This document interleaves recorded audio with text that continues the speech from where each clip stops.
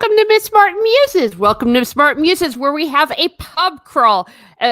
Something of a dry pub crawl because I never recommend anyone drink while they're on a stream.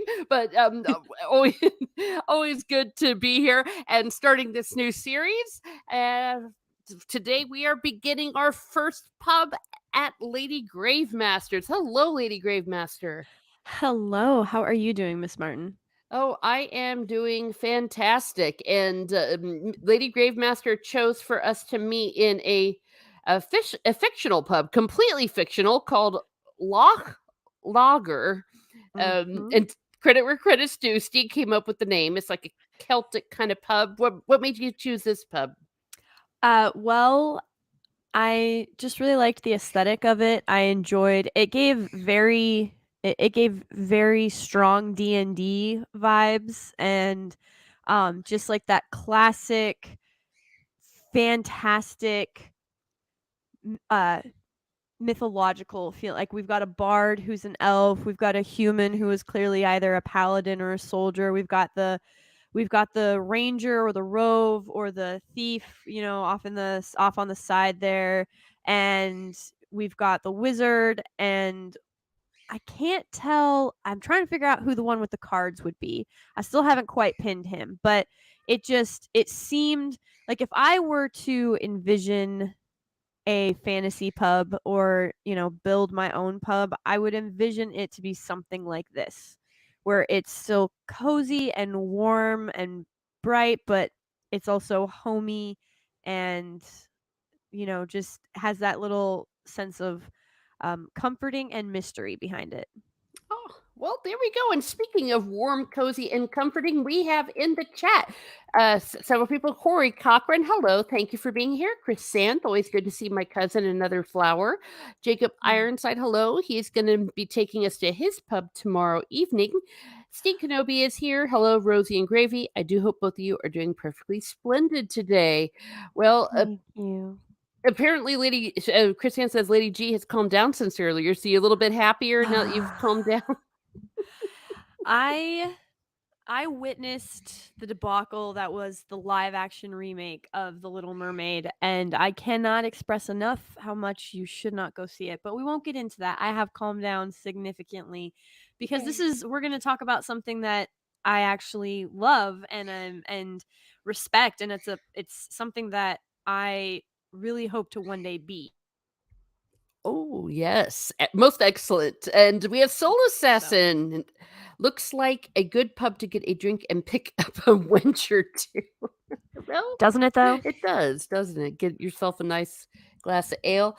Matt G is here. Oh, with a bunch of cats or something. It's not coming Oh, up. he's got the it's I know what emoji it is. It's the cat that it's orange and its head is turned to the side and then it makes the whistling sound, but it's I think he's trying to ooh ooh ooh ooh ooh. Oh, okay. Well, cool. And then Jacob Ironside says hello, Teresa and Lady Whoops G. Thank you. Gave us both roses. Steek says just Oh. wait till gravy season. You're I've already seen it. I've already seen it. she will stand up really fast and yell Boulder Dash and Poppycock, both of them in a raised voice. I can do Yes. that later, but I won't do it on Miss Martin's stream. But I trust me, saw that. Saw it. Yeah. Oof. Well, yeah, Steeks is trying to get everyone's blood pressure up. But yes, Mhm. and everyone that will be coming in or watching on the replay, thank you for being here. And the reason we are here is on this pub crawl. Lady Gravemaster wants to tell us about the traveling writer. What is a traveling writer, and why did you choose it? Well, so first of all, this is not a writer who writes about traveling. Mhm. That is something that people seem to confuse it with. They're like, "Oh, so someone who writes about traveling?" And no. Another term or another name that this particular profession might go by is the adventure writer or the experienced writer, because it is someone who travels for their research, for their book, for their work, whether it's fiction or nonfiction. And that is the big takeaway there. It's someone who has experienced things, has gone places, has seen things, and then is able to draw direct or indirect inspiration, whether it's um, something they put directly on the page or something that inspires something else on the page. Like in Grimm's fairy tales, the people did not come to the Grimm brothers and give them their fairy tales. The Grimm brothers had to go out and seek these things, and then they wrote them down, but they did give them sort of a fantastical element as well. So it's they went to all these different places. They found all this different uh, lore and storytelling, and they gave it that sort of fantastical element.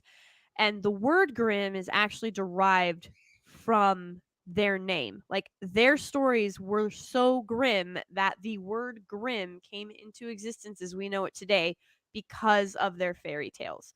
And then you go to someone like Hans Christian Andersen, whose fairy tales were much happier.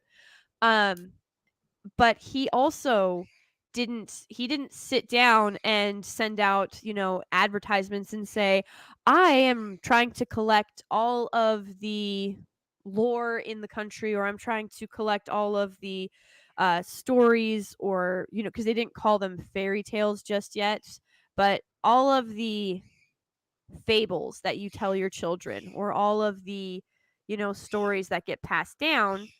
I'm writing all of them. Please come find me. He didn't send out an advertisement like that. He had to go out and actively seek them. And because of that, if you ever read anything about like Hans Christian Andersen, he had a much more optimistic view of humanity than the Grimm brothers did. Mm-hmm. Um but they still they still tried um to sort of pull it all together and make it sort of a coherent work. Um, but those stories, like we wouldn't have the Disney films without the Grimm brothers and without Hans Christian Andersen. We wouldn't have a lot of the animated films from the 80s and 90s. We wouldn't have them if it weren't for what those men did by going out and finding those stories. Yeah. And it's something that is lost today. Everything is, a tertiary experience. It's a friend of a friend who took a picture of someone else. It's their story, and it's been watered down, and the experience doesn't feel real, and it's hard to connect to because the person writing it does not have any connection to that story. Mm. Oh, yeah, good point. Steve Kenobi says Gravy is a very good writer. Actually, I have seen some of it. She has skill. If it was sh dash dash, I would say so, but it is not. Mm. I appreciate it, Steve. Thank you. Yes, I've sent him a little bit of what I have written. I've I have several work in processes. I think that's something every writer goes through, but Mm-hmm. I essentially I would go through things in my life, and how I got through a lot of it was to write it down. But Mm-hmm. I would make it into a story. Be like, okay, this bad thing happened. Accept that it happened. Now what can you do with it? Sort of like when Jack sold his cow for magic beans and he thought that he had squandered the very little that his family had, and then he Mm-hmm. was able to climb the beanstalk. I'm constantly looking for my beanstalk, basically. Like, well, how can I grow from this situation? And it starts to snowball into, I can tie this thought with that thought. And I have had the great honor and privilege of growing up with very heroic, genuinely heroic men in my life, and women. But I've had such strong examples of heroic of just heroics, and Mm-hmm. it's not anything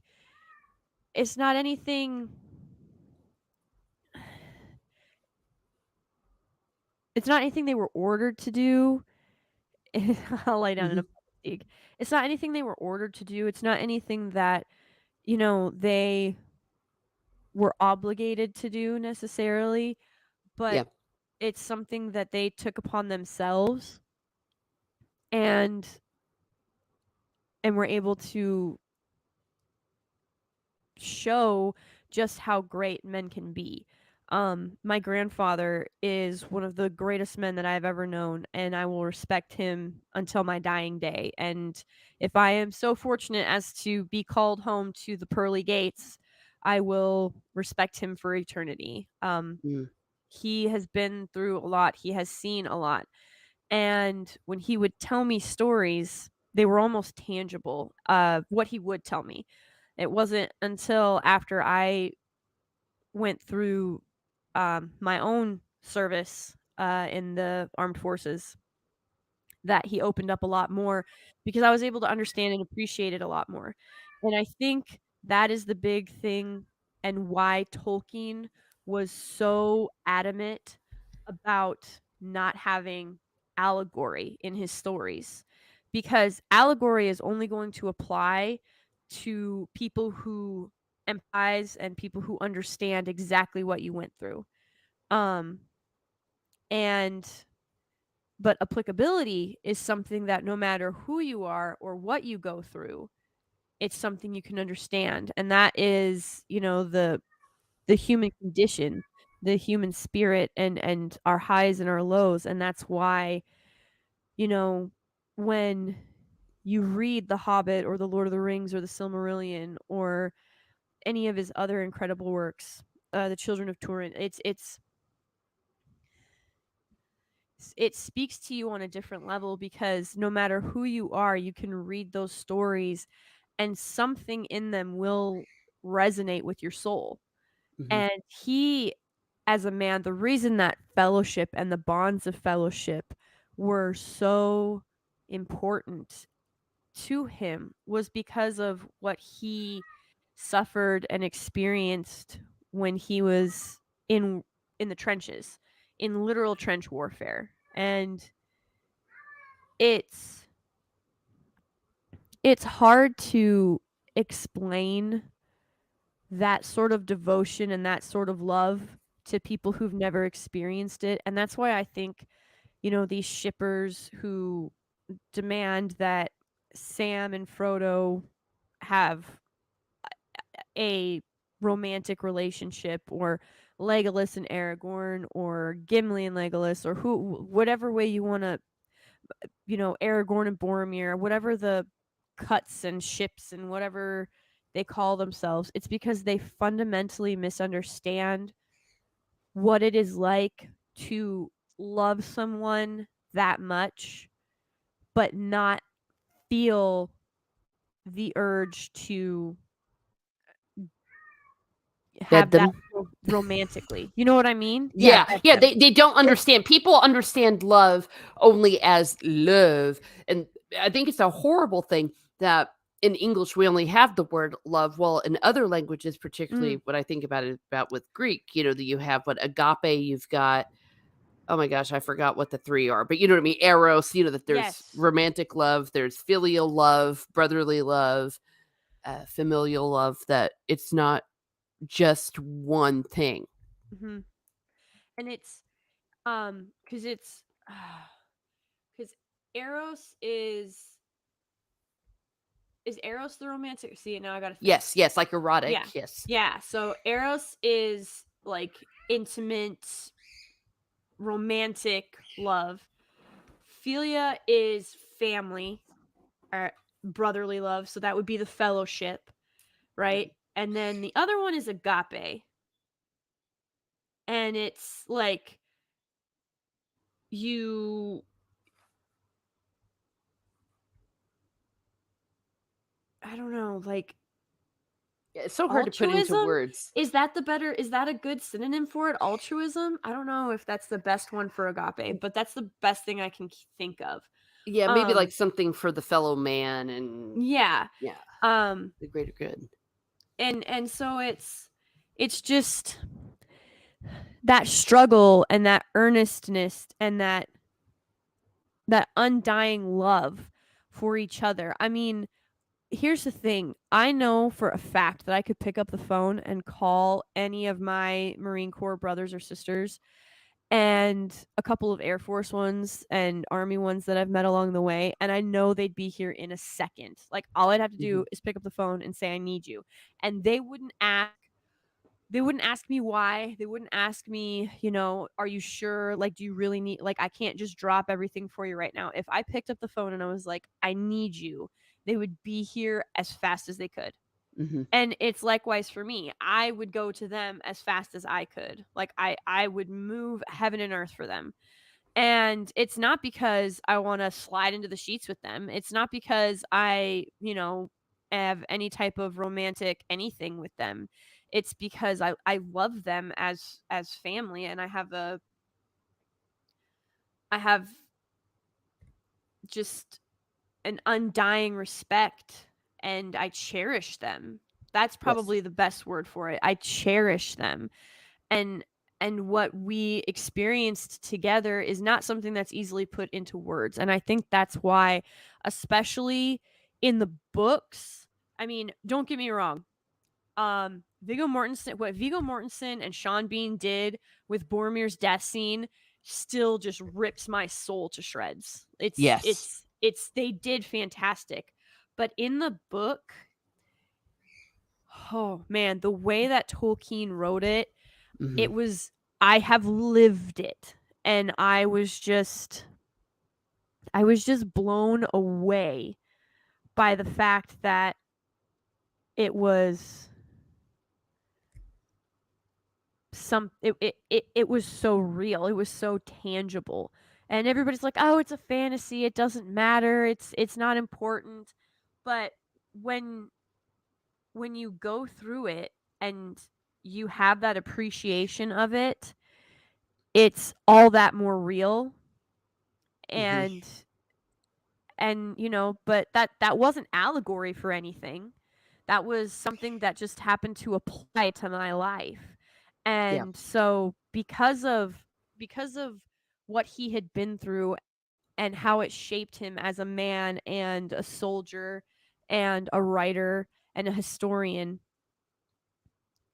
he was able to deliver on that. Now, I will never be a J.R.R. Tolkien. I have long since accepted that.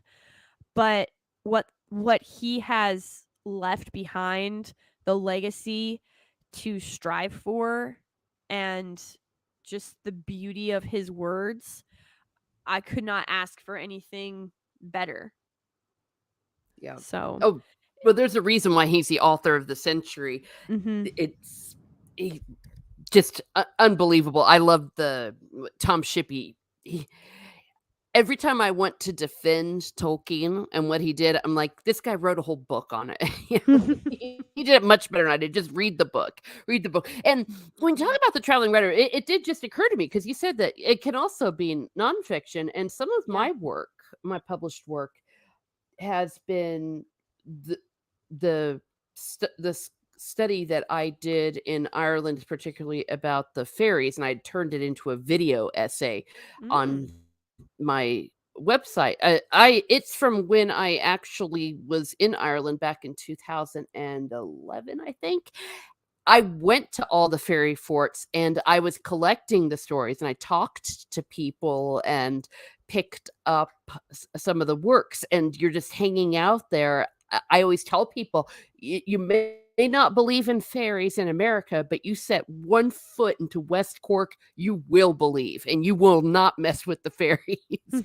um, and so I guess that would qualify as being a Mhm. traveling writer. I didn't even think about that. Yes, very much so. Because here's the thing, you're telling us about it, and it's great. Like, I mean, that's fantastic because that's often where that first seed gets planted. But, Mhm. imagine now if you can inspire one other person, or three other people, or five other people Mhm. to go and look at the fairy forts.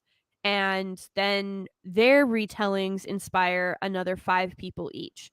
And then those retellings inspire another five people each. And suddenly, you have this swell of people who are seeking that fantastical element and want to experience it themselves. And if they have the ability to do so, then they do. The thing that I love about books is, um, you know, uh, I I was poor growing up, and Mhm. library cards, library books were free. Yes. So, I read everything I could get my hands on. I read 7 books about the Serengeti Plains. I read, just and they were nonfiction. They were kids' books about the Serengeti Plains, the prey, the predators, the fauna, or the flora, excuse me. So you had the flora, you have the fauna, you have all of these things, and you try so hard in your mind to picture it. And yes, there's pictures, but do they do it justice, and are those things still there, and do the plains really look like that? Because I live on the Great Plains, so I would always imagine the Serengeti Plains to be something like that, except with more cacti. um and then I was like, would I get to see zebras? Would I get to see lions? Would I get to see elephants? Would I get to see giraffes? You and I somewhat talked about this, but could you imagine if writers and journalists hadn't traveled to Africa and all they had were the words of soldiers about these fantastic creatures that had noses that sucked up water and could spray you with the force of, like of of stones falling off of a building, or animals with necks so long they could reach the top of trees that were as high as, 4-story buildings, or as high as mountains. Yeah, you'd Could think it was a legend. Yeah, Yeah, you wouldn't think.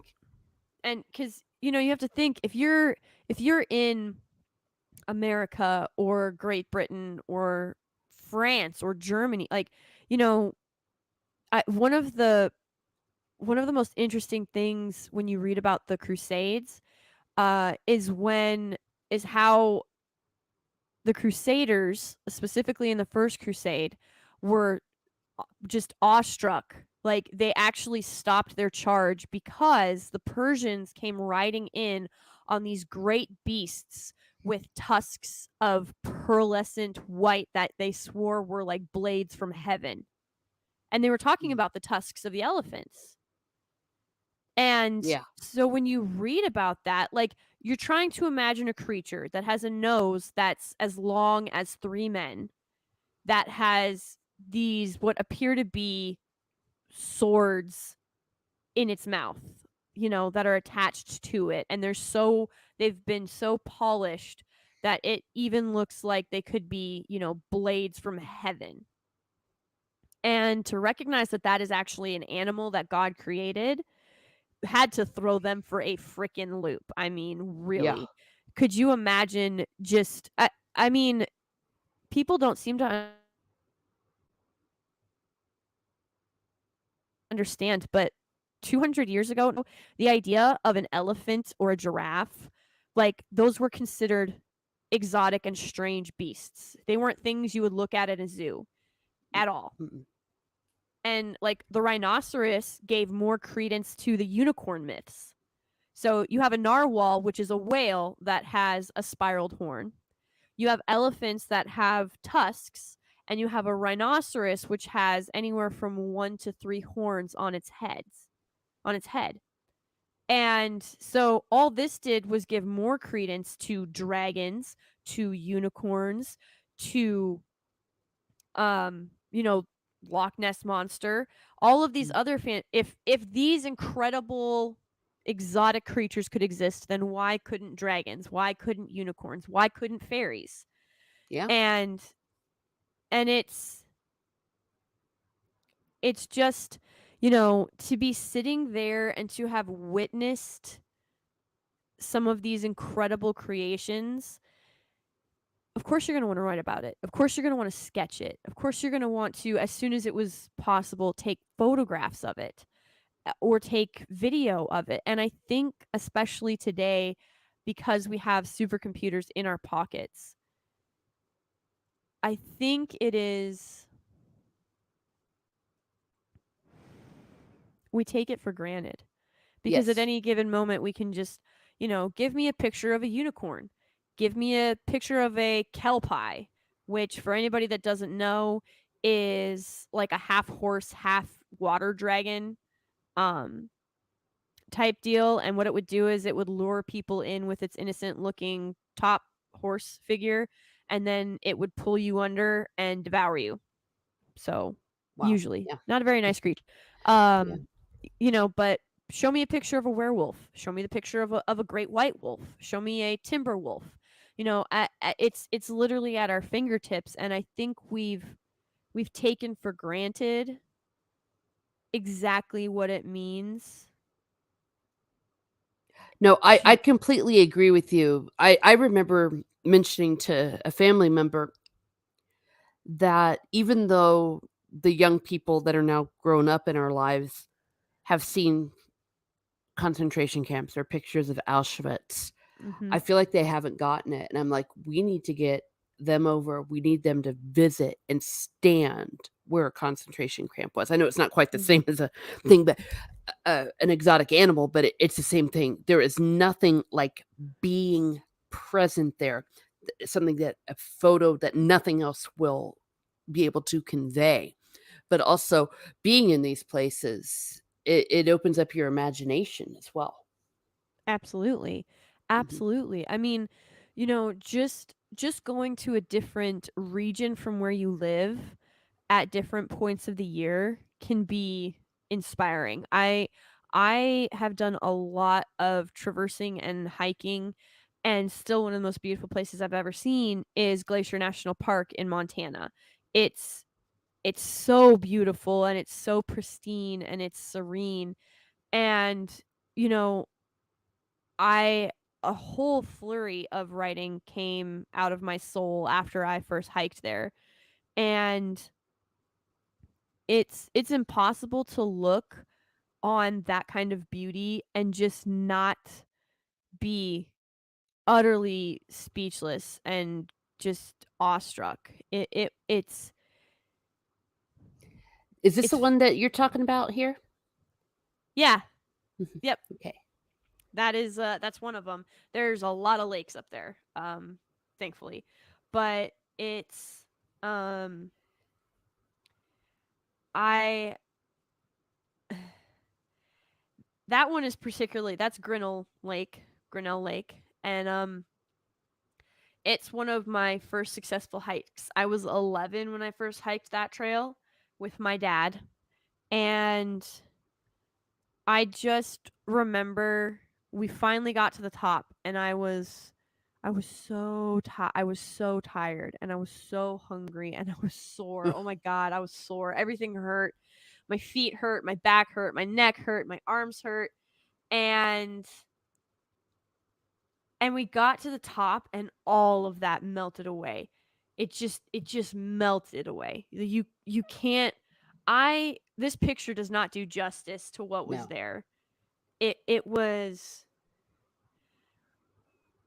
incredible, and I can't really put it into words. I mean, you can use all of the adjectives in the world: gorgeous, breathtaking, beautiful, uh enveloping, brilliant, pristine, whatever adjective you want to throw out there.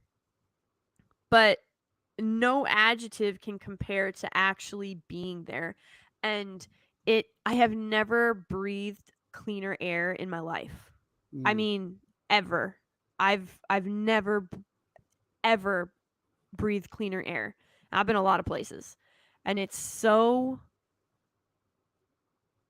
transformative when you go through something like that. And this was just a hike for an 11-year-old girl.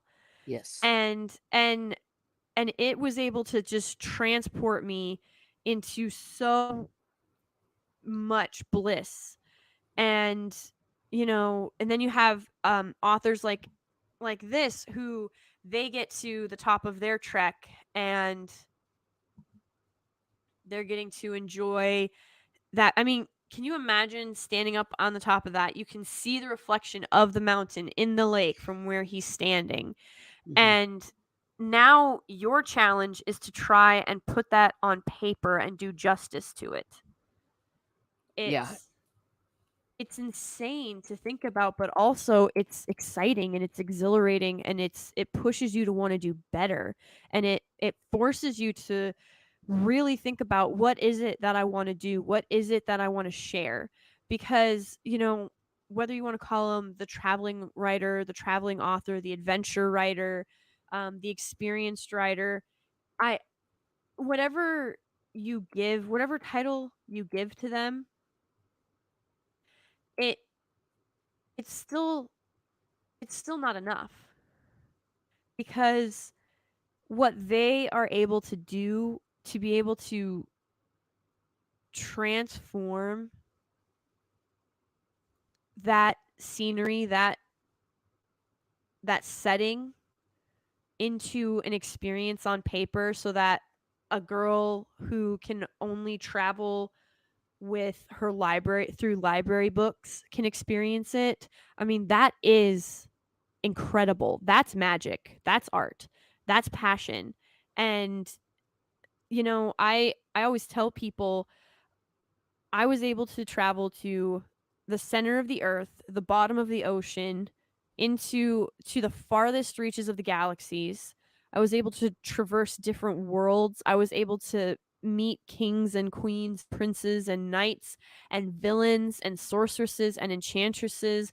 I understood the nobility of the sword and what it meant to take an oath, and how much betrayal truly hurts and would cost someone. And I was able to experience all of that in settings as pristine and as beautiful as this, that I could see in my mind's eye thanks to the author.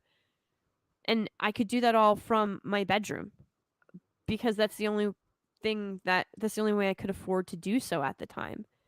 Yeah. And yeah, so This it's a brings. Oh, I was going to say, this brings to mind the quote by John Lubbock, I believe. We may sit in our library and yet be in all quarters of the earth. yes, absolutely. It's true.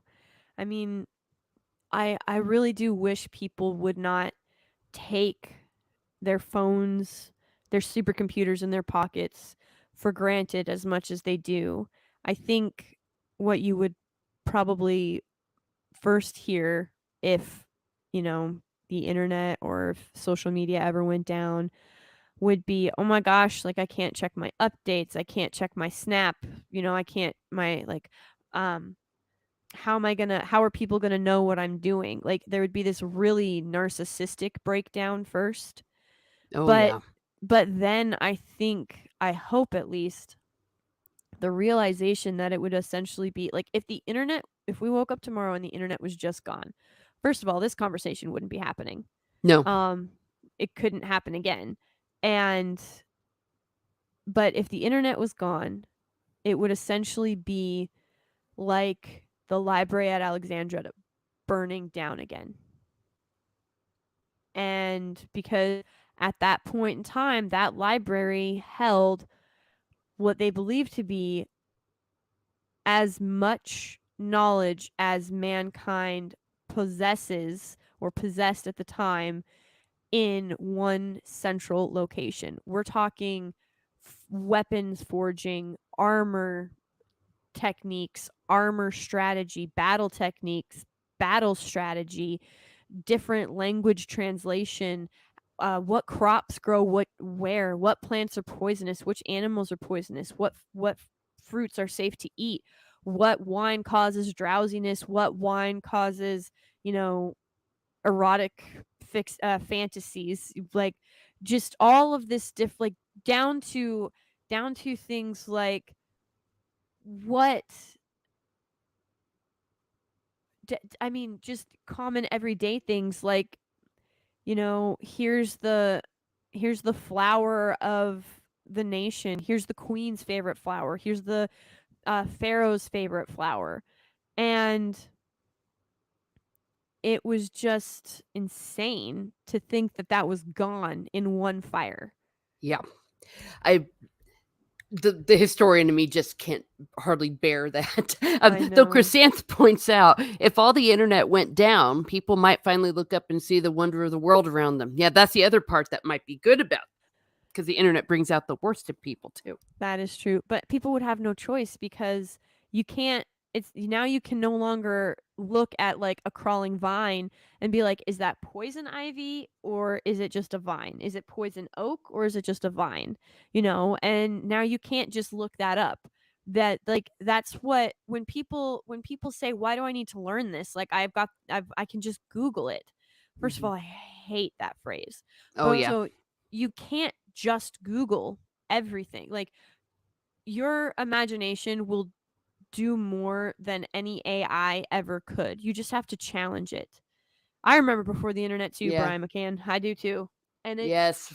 it it, it was a more creative time. Now that's not to say like everybody's gonna I don't want anybody to get jump on Miss Martin's channel and start getting angry or whatever because she didn't correct me. But I'm not saying you can't be creative on or with the internet.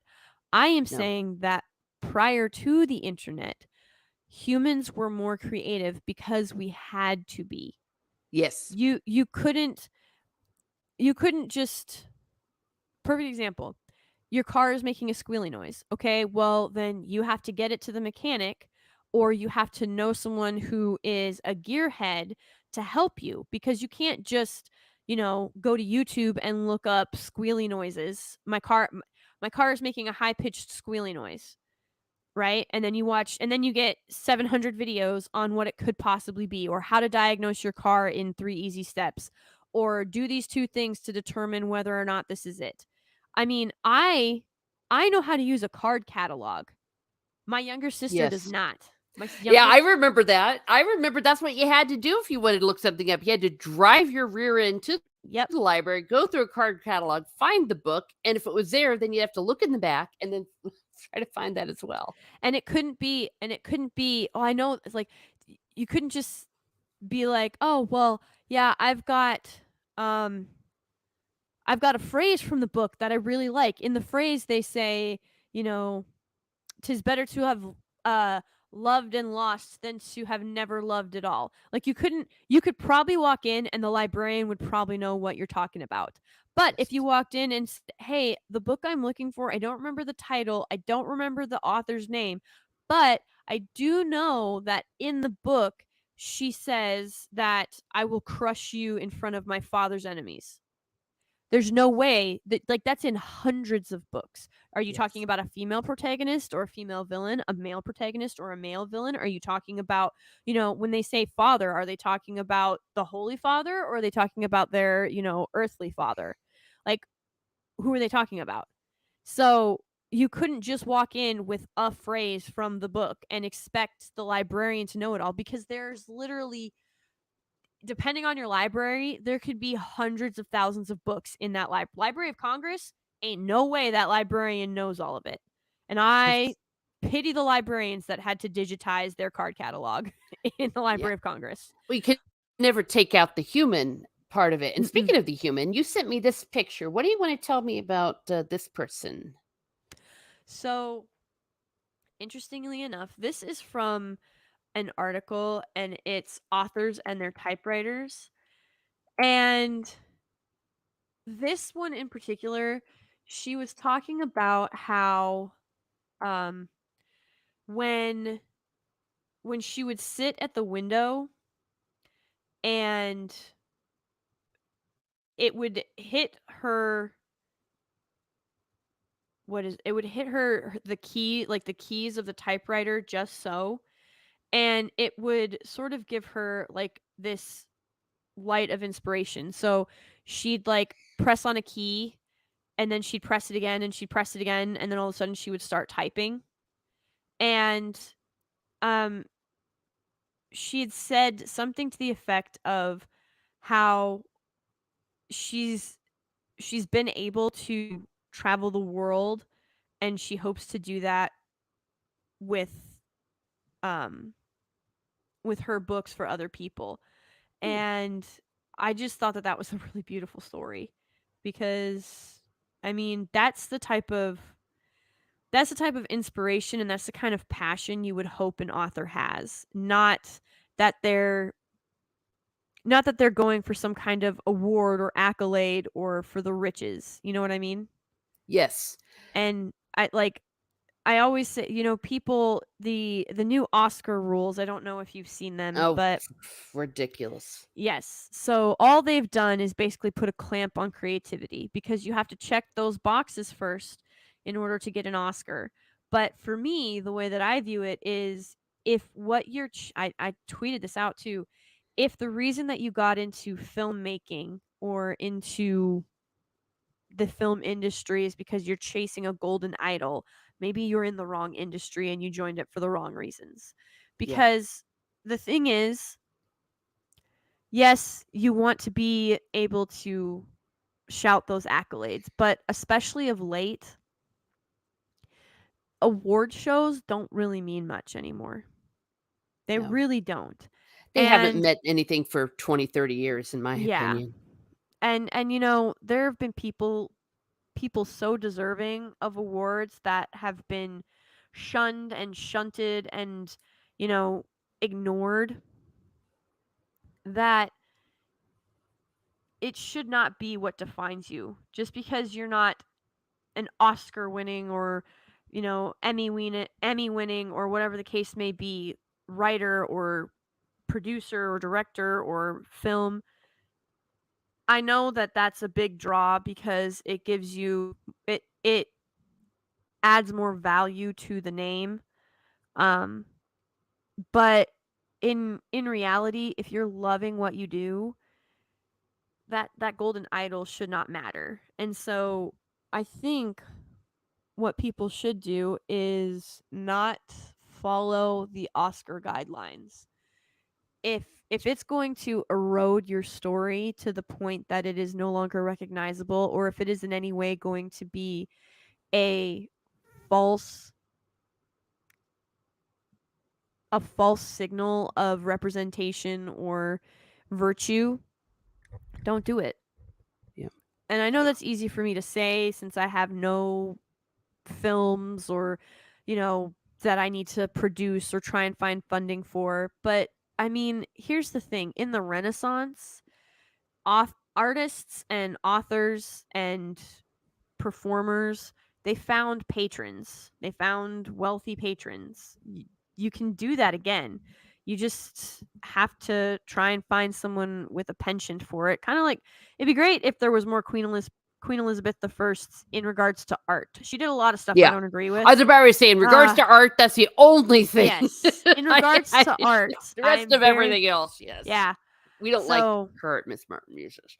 No, I yeah, know what no. you're talking about. Well, and the need to create, just not just because you feel like you have something to tell, but because it's something within you. It's like you have to let it out. The great composers felt that way. Like Beethoven, he just couldn't stop, even though he couldn't even hear. It was something that they had to do. Yeah. It was compelling. It was beauty. It was God. It was all of that. Speaking of which, who's this guy? So this is allegedly friend of C.S. Lewis, Ah. and he didn't have a name, but at least not from when I was looking up, but again, it's the story that sort of intrigues me. Mm-hmm. Um and what's happening here is he had challenged C.S. Lewis to a battle of wits. So they played chess. Okay. So like if they ever made a chess pieces on that cover. But the idea was they would play chess, they would sketch a picture, and then they would write just like a setting or something. And it was a challenge for him because he was not as traveled. He said I was far less traveled than my friend Mr. Lewis, and so he was able to. And I didn't honestly think C.S. Lewis was that well traveled by comparison to others, but apparently to him, he was. And just knowing what Oxford looked like was enough to fascinate him. Like C.S. Lewis basically just made Oxford his setting. But the way that he described it and the way he wrote about it, it made it feel real. And it's a place he'd never seen. And C.S. Lewis didn't say that it was Oxford until the very end. And his friend was just blown away um, by the fact that this very real place that he had never seen, he could picture it perfectly in his mind. And he said that later in life, he went to Oxford and it was exactly as he had envisioned, because that's how well C.S. Lewis wrote it, Wow. which I always found fascinating. Heck yes. Well, of course, C.S. Lewis is a great writer. So we've talked about J.R.R. Tolkien and I guess C.S. Lewis. Who would you say else would you consider a traveling writer, someone that has not died of the breed? If Someone that who's made not sense. died. Okay, so Mark One, Twain does not count. well, no, okay, yeah. Let me rephrase that because we do have some living traveling writers. Surely, I we don't know if we there's any that you have in mind. You can talk about dead ones too, I guess, if you want. well, that's the thing. They are literally a dying breed because this, like, the research, the literal footwork of writing is not encouraged any longer. Mhm. Um it's it's not something that is necessarily done anymore, and that just really makes me sad.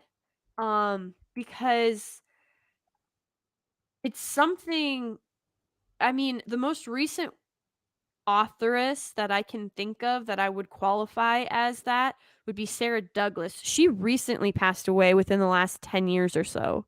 Um, but Oh, didn't she tragically die of breast cancer? Am I correct? yes, Yes, yes. too young. Yes, very young.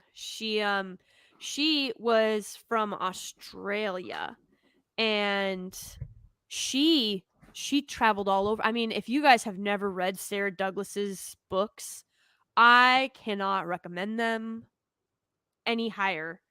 I mean, it's Wayfarer Redemption is probably one of my most favorite books ever. Um but she I'm trying to think.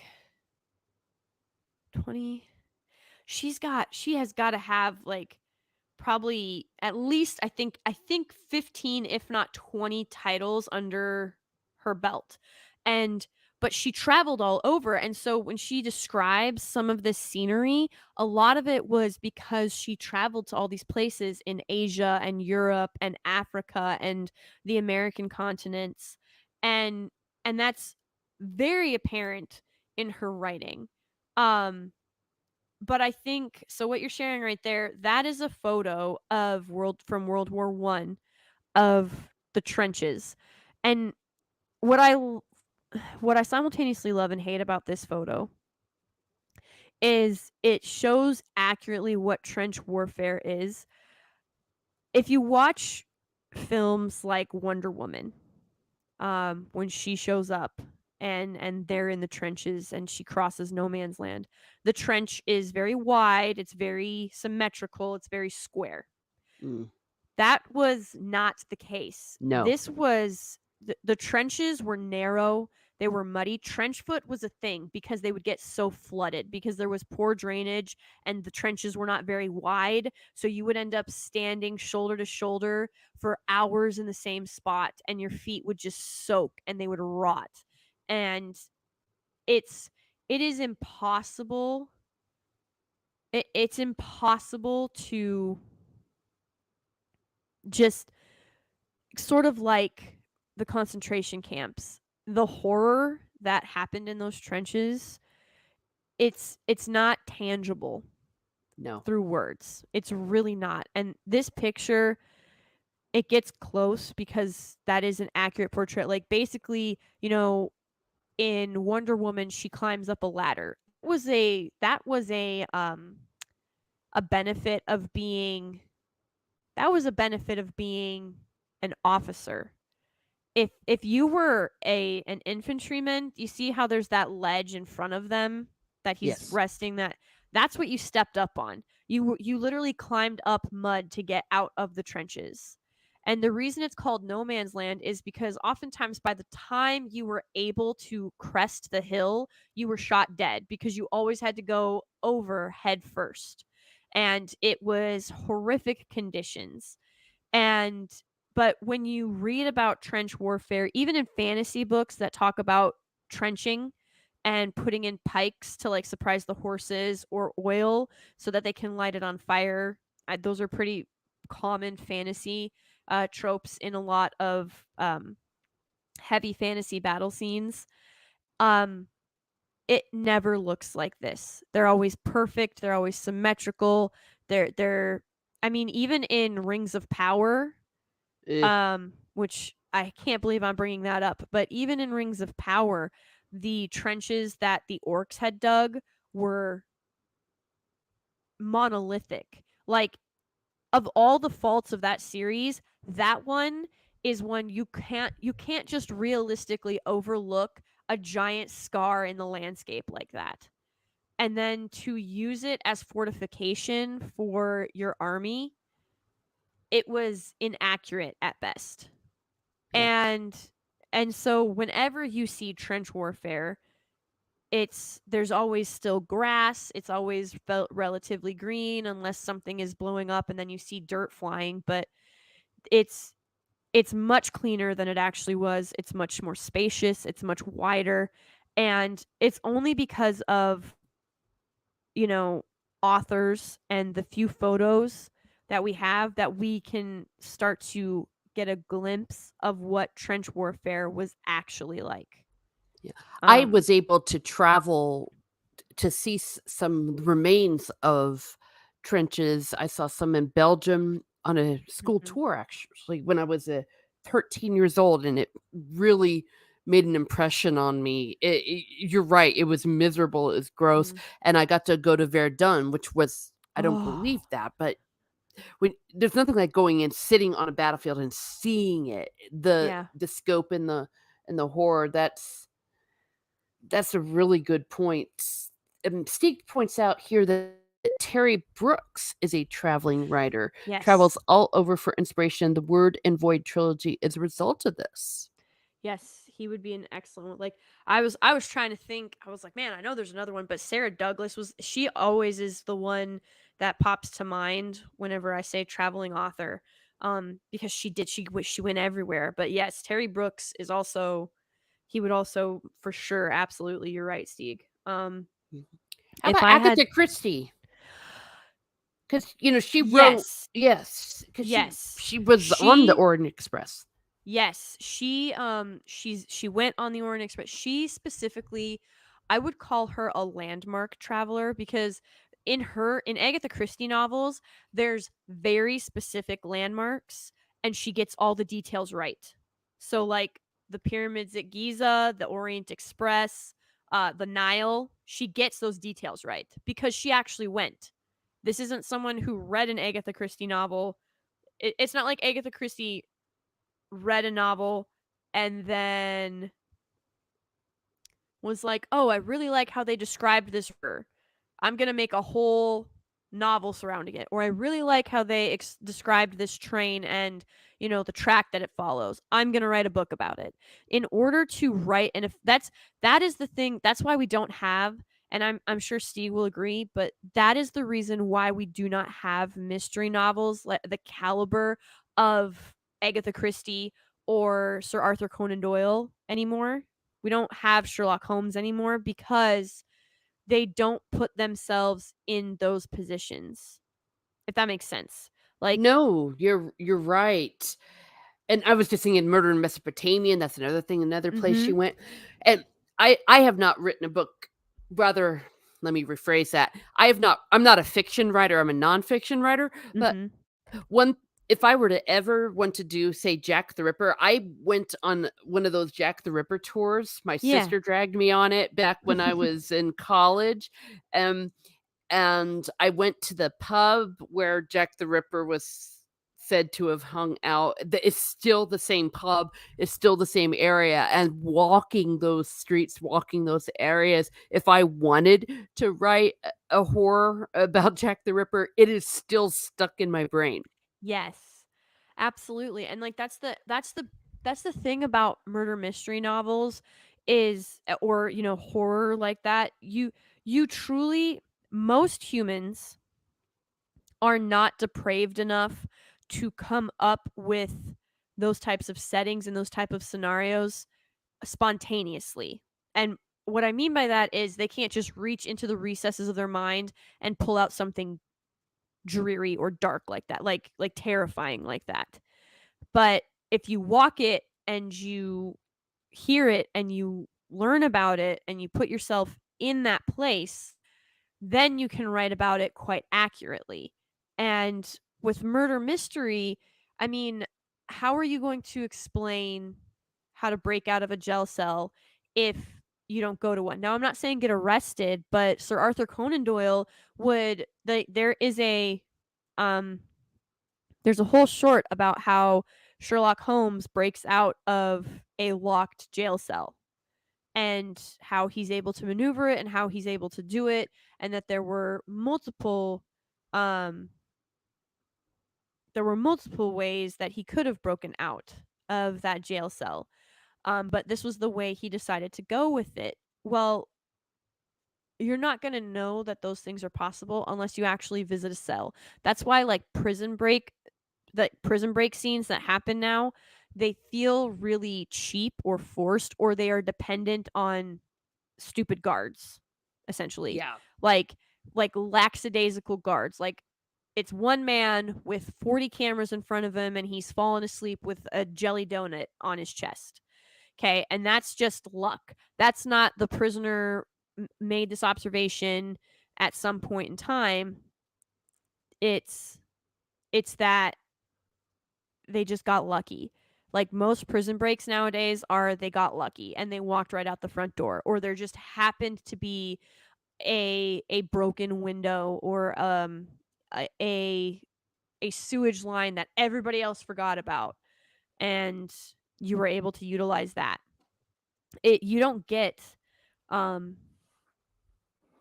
the Shawshank Redemption prison break stories anymore. You don't get that.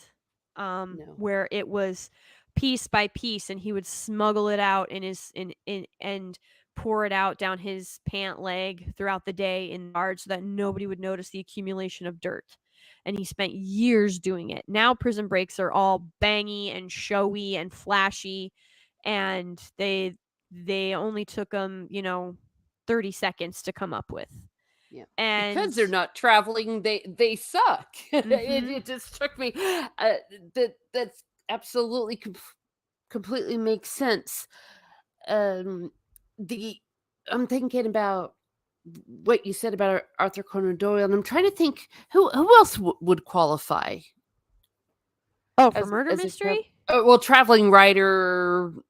It just so happened that I brought up Agatha Christie because I know that she traveled, but we've had Terry Brooks, Sarah Douglas, C.S. Lewis. Well, so do you want a modern one or Well, it can be modern or dead. modern or less modern? Yeah, and So it's I think one that gets overlooked regularly is Jessica Fletcher. Um she I think she would qualify. I I'm gonna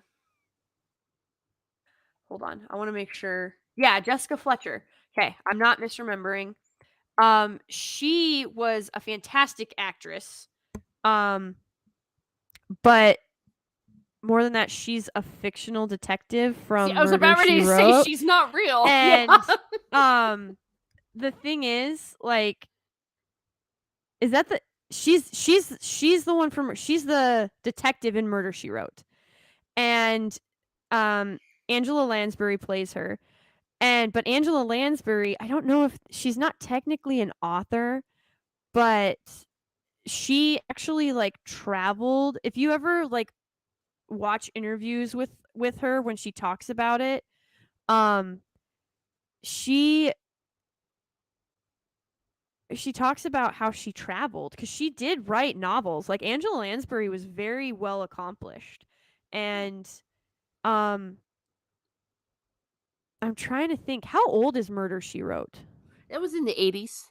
It was Is in the that the 80s. 80s? Yeah, and I think it ended in the early 90s. Okay. Yeah, but I'm like trying to think.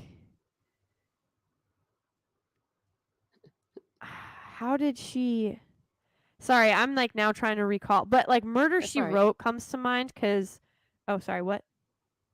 Oh, no, I was just saying, I was just agreeing with you there. Oh, yeah, she's like Angela Lansbury would talk about how she'd get the script and she'd like read it and then she'd go to the places that were in the script, or she would read the novels and then I'm trying to think. I'm going to have to look it up. 1 second. You're going to hear clickety No clacks. worries. Okay. Um Oh, No, okay. Yeah, see? All I had to do was Murder She Wrote, Angela Lansbury. Okay. So, um it's first of all, I'm very sad that Angela Lansbury died, and I know that yeah, was last she was year, a great but talent. still, she really was. But she talks about how right here she says being cast as Jessica Fletcher was one of the great privileges of my life. She was able to participate in homicide investigations as a murder mystery novel, and her detective skills were able to save her and others from situations that would most certainly lead to death had she not thought on her feet. Being an being a novelist, apart from being a novelist and an English teacher, she was herself an amateur detective, a criminology professor, and a congresswoman. So like Angela Lansbury, I feel would qualify. I can't believe I called her Jessica Fletcher, but like when I think Yeah, about her, that's I who I know would what you mean. remember her as. But Angela Lansbury, I think would most definitely qualify, and she only just recently. I mean, she only passed what 7 months ago. She I didn't. believe so. Yeah, she passed last winter, so it wasn't that long ago. Um, but I think just can you imagine like the life she must have led and the experiences she had? And she was um uh hold on, let me see if I can here, I'll share it with you. So you guys, I'm not pulling this out of my butt. I found an article. Hold on. Let me let me Yeah, share it real and in quick. a way that this is well, since she wasn't a writer, it would be more like method writing, or not method writing, actor rather. Well, she Uh, was a not it says she was a so there I've shared it with you okay, let my me see if I can do screen. this. There we go. So here, I'll blow it up a little bit so it's there we go. Um so she went to New York to start teaching again. Here we go. Um Apart from being a novelist, she was also an English teacher, amateur detective, criminology professor, and a congresswoman. Dang. So, like, I don't know. Um, it's just it's hard to believe that someone like this was taken for granted in later years. You know what I mean? Uh oh, the picture went away. No, I got Um, you. but it's stuff like this. You know, she traveled the world. She did the research. She became so in love with her character that, you know, she sort of didn't exactly follow in her footsteps, but really truly tried to emulate the best parts of what she loved about the character. And so it's kind of a reverse, I guess, because the character is who prompted her to travel, but then she started writing on her own. And so she then became a traveling author, which I mean, that's the whole point, right? You want books or the best parts of humanity. Yes. But Hmm. I I think I think it gets overlooked and it gets taken for granted. And you know, the thing that I hear so much now is I'll just wait for the movie to come out. I'll just wait for the movie. I'll just Oh wait for the yeah. movie. No. And I'm like, but why? Like when you read a book, you literally, yes, the author is describing it to you in great vivid detail, but the aesthetic, the actual aesthetic, that's up to you. Like, do you want it to be more whimsical or do you want it to be more, if I describe to you, if I say it was it was as though pillars of salt were glistening in the afternoon sun and hearkening to days of joy and formidability amongst the stark contrast of the stony mountains which it sat in the shadow of in the evenings, with its great red banner flying high as a beacon of hope for all those around it. I've explained to you you're looking at a castle at the base of a mountain. Mm, But like in your mind's eye, you were building it. Yes, you yeah. knew it was white, you knew it glistened because I told you, and it reminds you the texture is going to be something as though it was sand, but those mountains are as high or as imposing or as long as you want them to be. Is there a river? Is there, I mean, there's a great red banner, but are there multiple red banners? How high up is the banner? Is it on a central tower or is it on maybe a fore tower or a rear tower? Where is that banner? Are there bells? Is there an inner wall and an outer wall? Just an outer wall? Is there a portcullis? Like all of those things are in your own mind's eye. I'm simply the vehicle to help you draw it. Yeah. But that is something unfortunately you can see that decline in writing all over, because it used to be when you introduced a character, it was, oh, you're right, Chrysan. Yes, absolutely. That people cannot imagine those things in their heads anymore because they haven't been prompted to. There's been no push, no desire, no need. It's the I'll wait for the movie, right? Or that's why when people are like, Tolkien is too hard to read. If I can read Tolkien in fifth grade, you can read it as an adult. Like, let's be real here. If a fifth grader can grasp it, pretty much anybody can. So Yeah. it's just there isn't that same thirst for it because you can go find anything, and you have to ask yourself, like, what is the purpose of the escapism that you're attempting to utilize? Is it self-aggrandizing? Is it, you know, self-assertion? Are you simply trying to reaffirm your own biases?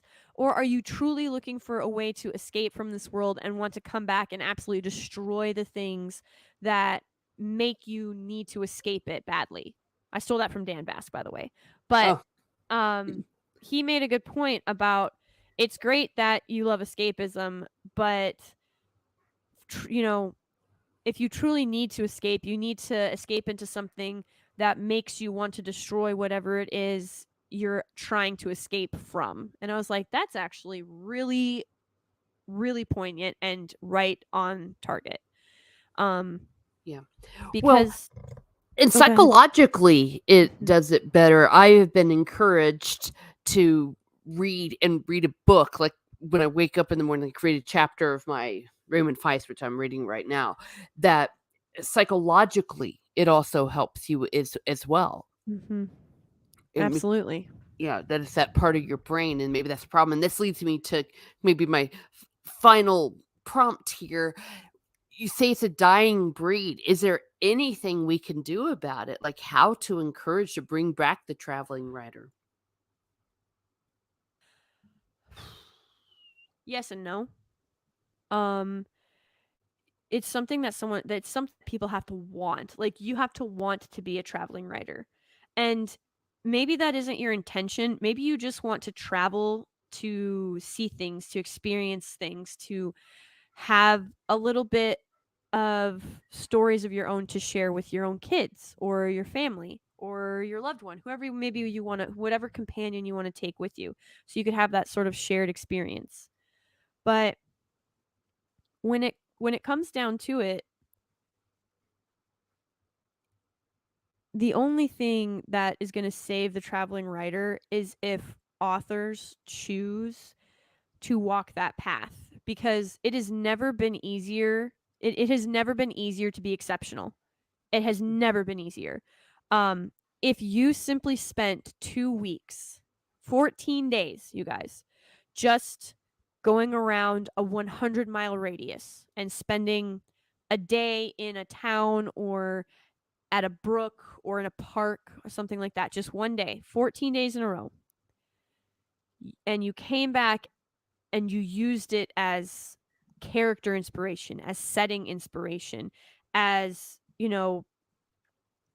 perhaps a central plot situation, you would be leap years, light years ahead of, and I'm not knocking them, but the people who are on these web-based writing apps where you have to, it's like you have to buy so many tokens, and then the tokens get you chapters, and each time a author's chapter gets read, it ups the token amount because it's now more popular or whatever, and that's how they track it. But there's no editing involved, there's no professional editing required, there's no like none of that, no deadlines, you just upload when you feel like it. It's never been easier to upload things to the internet, upload your writing, to self-publish. The problem with that is you have to be very responsible and careful with how you go about it, because it's also very easy to lose the rights to your writing. And it's very easy for someone to steal your story. And so, yes, self-publishing is fantastic. If you can do it, I recommend that it's a path you consider. But Critical Drinker, who is also an author, made a very valid point. Traditional publishing, even though they are struggling, and it's self-imposed struggling, even though they're struggling, they are still surviving because people used to, for the most part, trust that publisher stamp unwaveringly. They were like, oh, it has the Tor stamp on it, or it has, the why can't I think of the other three big ones? Del The Rey. Penguin. Like it's got their stamp on it. So it must have been worth picking up. It must have been worth spending the money. It must have been worth publishing. Nowadays, it's harder and harder to come up with that type of rationale because those companies have spiraled into ESG and all this other stuff. But for a time, and if you can get a good editor and a decent contract written, it's going to do far more for your book because you're using their money and their connections, which they're still going to have much more than your own. But that's not to say that just because you go through a traditional publisher is not to say that your book is going to fly off the shelves. Especially because, and Miss Martin's heard me say this before, but something my grandpa and my dad, my uncles, my mom, something that they have all said, and something that I have grown up hearing, is if you do everything that everyone else, if you only do everything that everyone else is doing, you will only accomplish what everybody else accomplishes. So you have to be willing to be different. You have to be willing to step outside of that scope. And you've got to take that risk. I mean, yes, it's high risk, high reward. That's going to be the case of it. And I think really it's just going to take some passionate, courageous souls who get that fire ignited to be able to bring the adventuring writer or the traveling writer like back. And I would love an Agatha Christie to be our generation's Agatha Christie, or Sir Arthur Conan Doyle, or J.R.R. Tolkien, C.S. Lewis, any of that. I'd take a Mark Twain. I would Yes. take any of them, um, because what we're currently experiencing is a derivative of a derivative of a derivative, and when you have that much of degrees of separation from the experience and the story, it it's why it feels soulless. That's why there's not a connection that's able to be forged. And I think that is probably one of the saddest truths that we have to come to grips with. Yeah. Um And but one could argue it starts with ourselves. yes. Within your own family, take your kids out traveling, or like you said, it doesn't have to be the other side of the world. To go to the Mhm. local park, even. I hate the Yes. expression "touch grass" because it's been so overused, but there's something to be said about that. Um, Yes, have an experience. mhm. And then write about it, and it doesn't even have to be Mhm. anything published. Now, Chrysanth, it is possible to fund novels. You can crowdfund anything. I wouldn't. I have issues. Well, about crowdfunding. You need to be careful. You need to be Mhm. careful. Yes, there are some success stories, but there are also other resources behind it. Um, Brandon Sanderson, for example, Yes. did a very successful crowdfunding. I have a video about it tomorrow, but uh, I would say if you were just wanting to do a book or something, I would recommend going ahead and writing it and then seeing, because if you don't have any other infrastructure or something like that, it's not going to Mhm. be it's not going to be successful, and it costs a lot more than people think Yeah. to do that, and fulfillment and all that. Okay, Steve Kenobi says by being by being encouraged to read in the mornings, what she really means is that she was ordered to. Yes, I'm caught out again. Yes, Stieg ordered me to do it in a very stern voice. Uh, It's all good. I yeah. mean, whatever helps get you to where you need to be. And I would say I completely agree with Miss Smart Muses. The thing is, you can do something that has been very successful for authors, because this is the whole reason that I have stayed off Instagram for quite some time, is my Bookstagram, which is Instagram about books basically. My Bookstagram was so clogged with that stupid court of thorns and roses that I had to get away from it. But it was it was just uh, I I was so upset because I would go to Bookstagram to maybe try and find a new gem, because now I could no longer walk into, say, I've not shopped at Barnes and Noble in a very long time due to some of their statements towards customers. And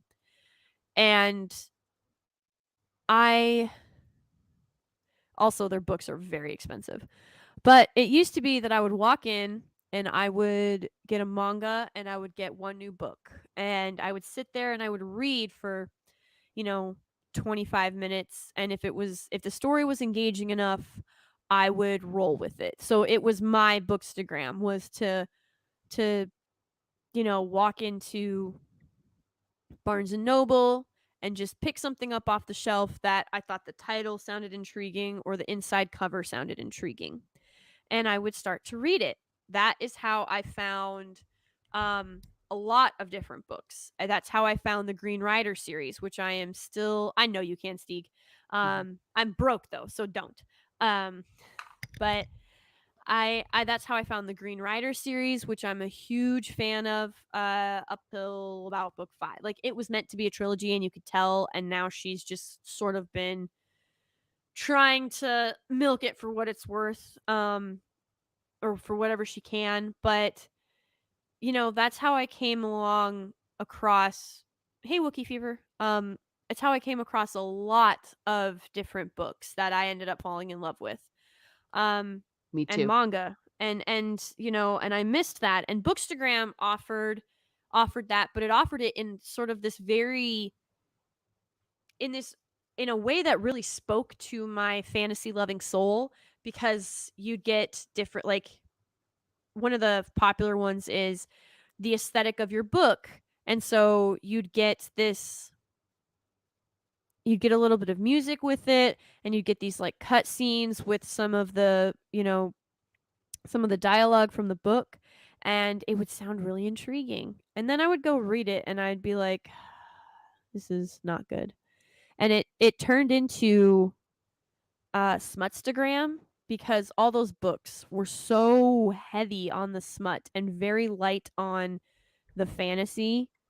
Um and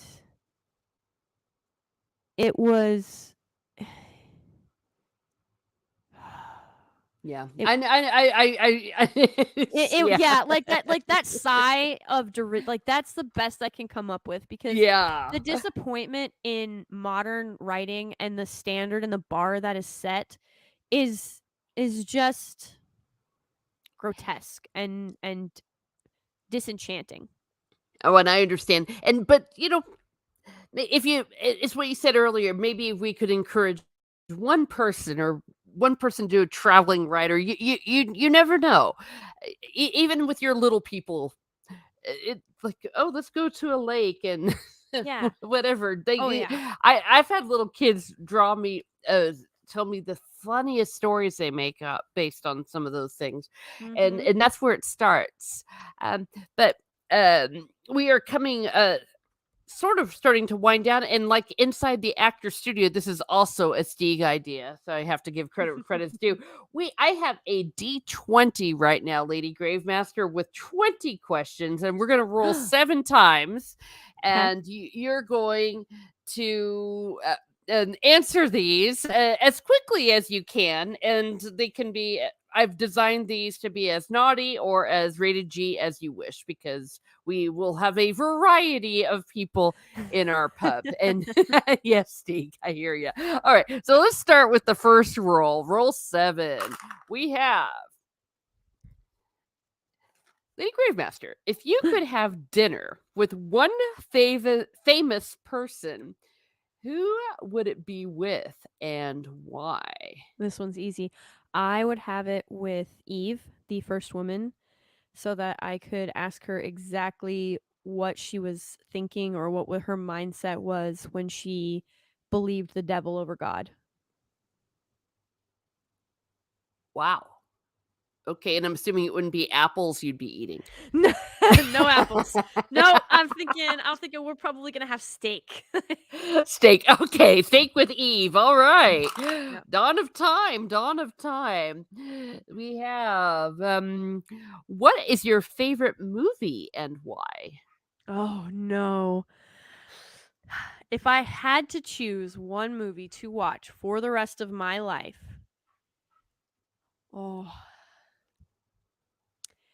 it's going to have to be the 1999 Mummy with Brendan Fraser, because that movie is the pinnacle of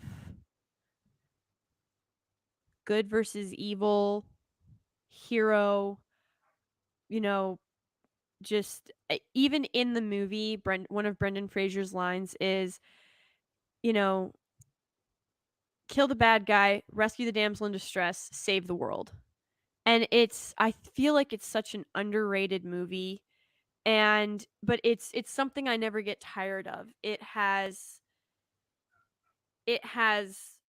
intrigue, it has adventure, it has history, it has culture, it has good versus evil, it has true love, it has an intelligent cast, it has a capable cast.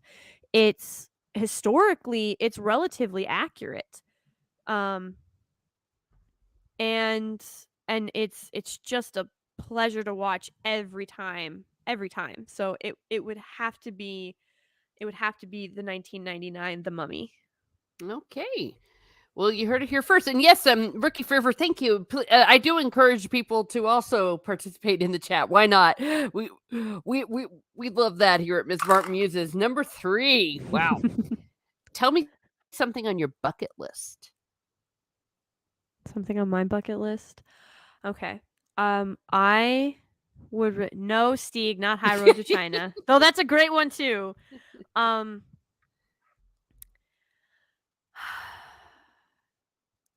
So number 3 on my bucket list is to take my family, my husband and my children and I, and what I would like to do is go to where the seat of the Persian Empire is currently, and what it previously was in times past, and where the last battle of the First Crusade happened.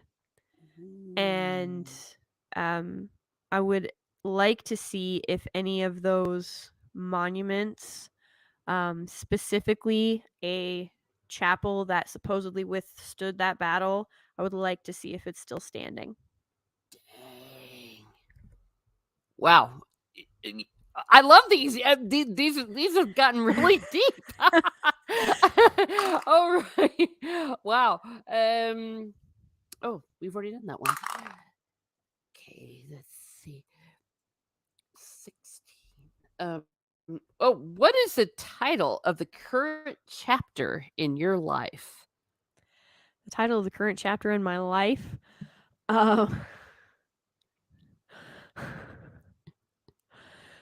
Two steps from Fubar. Okay. No, Stieg, I'm not restarting the Crusades just yet. Yeah, almost though. Yeah, we don't start crusades here at Miss Smart Muses. The crusades are in the past. Okay. Yeah, 2 steps from Fubar. That's the title. That's the title of the current chapter of my life. Okay, you heard it here first. All right. If you could remove one invention from the world, what would it be and why? If I could remove one invention from the world, oh, this is gonna be.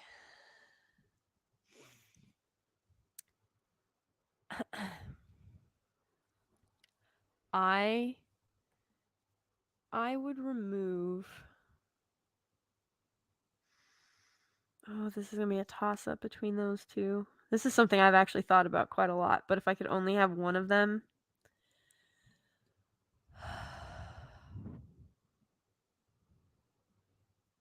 It's hard. Yeah, I'm sorry. I would remove. I would remove the A-bomb. And I know what that would do to history and the present and the future. But see, the two that I choose, the two that I have trouble choosing between is the technology that allowed them to split the atom and then the actual A-bomb. Understood. Huh? Oh, understood. I was going to Yeah. say. And the reason that I would choose the A-bomb is because it did one good thing and a whole lot more bad. And it is perhaps the epitome of the road to hell is paved with good intentions, because it was never supposed to be that. What that was supposed to do, for those that don't know, what he was attempting to do was see if they could basically colonize the moon or colonize Mars. They were trying to see if they could create an artificial atmosphere, and what they ended up doing was burning the atmosphere. And so if there's one thing that I could remove from history, it would probably be that. No, that's fair. Corey Cochran said TikTok. Yeah, that too. Okay, yeah, yep. Corey, that too. That can come with. That can come we with. have a winner. Snake that one with us. Gosh, it's amazing how many times I roll the same number. Here we go. This is roll number 6. What's the most annoying question you've been asked besides that one?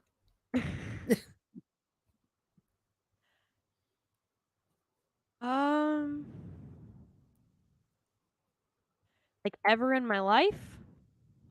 Yes. What's the most annoying question you've ever been asked or you have been asked?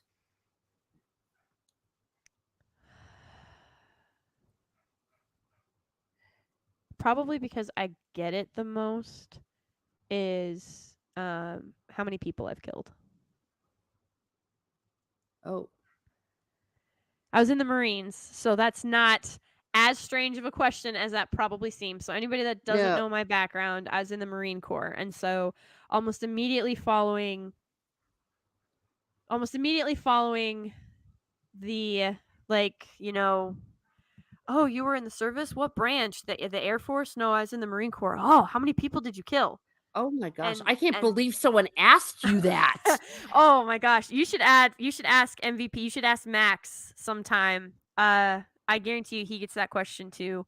Um Oh, we get asked that. I get asked that a lot.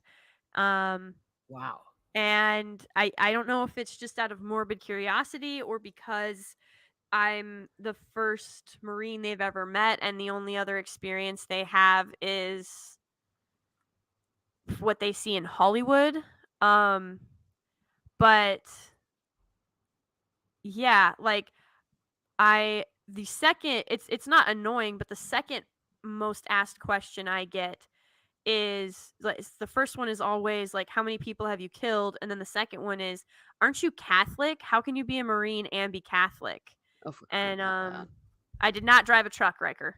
Um but it's yeah, I get asked that question a lot. Not really something that I really care to recount ever. No, So no, absolutely. I just shrug my shoulders and say enough to scare the boogeyman. And that's usually all I say. And then I kind of walk away. You gotta have some humor. Because if you don't, that question will really it will really screw you up. No, Um I understand. Yeah, mine's one I always annoyed me is, "Why aren't you married?" And I'd be like, "Why aren't you divorced?" It's very rude to ask that kind of a question. well, and see, like for me, I can't believe you're not married because you're just amazing. Um oh, you got the lunch money. But today, today is obviously there's more saints, but um, like the feast day, the saints today's saints feast day is Saint. I'm gonna say it wrong. Is it Philippe Neri? Is Oh, that how you yeah, say his name? yeah, yeah, Yeah, yeah, he's a funny guy. yeah. He was known for his just like positive, upbeat attitude. I've been tweeting daily about what what feast day it is and who's the saints of the day, like the saint of the day is or the saints of the day, and if they're a patron saint, what they're patrons of. Um, because a Dallas Star, I believe, was the newspaper, tried to say that Joan of Arc, like they were like, it's just an opinion, but they tried to say Joan of Arc was the patron for transgenders. And I was like, nope, nope, you don't get this one. This isn't yours. You have no claim to her. She's the patroness saint of France and of women and of soldiers. I Like, was about ready to say that is the most blasphemous thing I think I've heard in quite a yeah, while, and it it I've seen some blasphemy. it was to say that Joan of Arc is the patron saint of transgenders completely and utterly disrespects her very existence and the fact that she never denied that she was a woman, but there was no armor that could fit her, so she wore men's armor. And it is a misconception that she was charged and found guilty of witchcraft. She was charged with cross dressing. That's what they nailed her on. They wanted to get her for heresy and paganism and blasphemy. Like they wanted to get her for a lot of stuff. Yeah, they couldn't get her on They heresy. Yeah, they couldn't tried. get her on any of that other stuff. But because she had to wear men's armor for a time, they were able to successfully they were able to successfully charge her and sentence her for cross-dressing. And so to say that she is a patron saint of trans individuals is a flat out lie and Well, utter there were so blasphemy. many other aspects also. Oh, The English, yes. why they wanted to get her. Andrew Matthews, I don't know how you know this story. Why does Lady Gravemaster use muffins as weapons and running a book club? My gosh. Okay, I didn't run the book club. Very long story short, the book club that I was a part of when I was at the university was infiltrated and infested by some pronoun preaching far leftist ideologues. What the book club had been and had promised to be was a place where we could openly exchange ideas and have it be a respectful space, but that there would be disagreements but there would be no it was not a smut. It was a cupcake, yes. Sorry, It I'm was a cupcake. laughing. Stig says, I didn't finished run the it. book club. I finished it with a muffin. I did finish it though. Listen, oh my gosh, they're gonna get me worked up again. That woman is lucky, and I cringe to call her a woman. She was a pariah. She came into the book club and got all up in arms and said that I was being hateful and spiteful because the Court of Thorns and Roses was an absolute masterpiece and was something that everybody needed to read and enjoy and that we would all love it. And the thing about this book club was we were not going to go down this path that all these other book clubs had gone down of basically just being an erotica novel book club. Like I wasn't there for that. I think yes, I did. I You think mean that wasn't why you wanted to join a book club? Like, no, girl? that's surprisingly no. I wanted to read books, expand my horizons, and talk to other people who loved books about books. That's why I joined a book club. And this pariah showed up and demanded that like within a week of being there, she casts her vote. She convinces other like I don't even know to this day how she guilted these women into voting for it, but it was voted on. It was the majority vote and we all had to read it. And I was so disgusted by what I read that I actually wanted to throw the book. And when we got to the book club, I let my sentiments be known. I said this was utter drivel. It was horrific writing. It was first of all to even just figure out sometimes who was the person speaking was really hard. The POV was hard to follow at some points. And then you top it off with the fact that it was it was a clear self-insert and it was an ego trip and it was a feminist power trip and it was all just it was just horrible. The plot made no sense. The everybody's a villain in the dang book. Like there's not one redeeming quality. And the thing is, they were like, well, that's the point. Like it was a catalyst for the misunderstood villain. And I hate that trope because sometimes bad people are just bad people. But anyway, I realize that I'm splurging, but we get back. I make my sentiments known. I tell them what I think. I tell them this was a waste of time. I say that we should not continue because it's a series. We should not continue with this particular line of reading. It's not what this book club was for, but it is what it is devolving into. And she told me that I simply needed to be patient, that I needed to give it a chance, and that I couldn't and shouldn't rush to conclusions. And I said, I'm not rushing to conclusions. There isn't any redeeming qualities about this book or the characters in it, and not going to turn around based on the author's style of writing. It's simply not going to happen. And she called me a whole bunch of names under the sun, and I wasn't at all angry until she insulted my children. And that's when I picked up the cupcake and threw it at her in the face. And she's lucky that it was just a cupcake. Wow. I did try to crawl over the table, but I got pulled back. And then I got pulled aside and said that I have changed and I'm bringing down the morale of the group, and I'm making it feel I'm making it feel like less of a welcoming atmosphere about reading, and it feels like I'm taking this too seriously. That's what I was told after the woman insulted my children, and my husband, and like just insulted my family.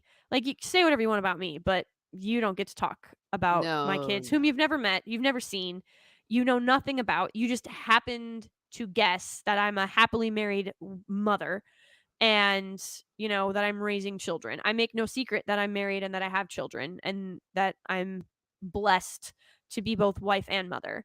And yeah, this 3-time divorced childless cow was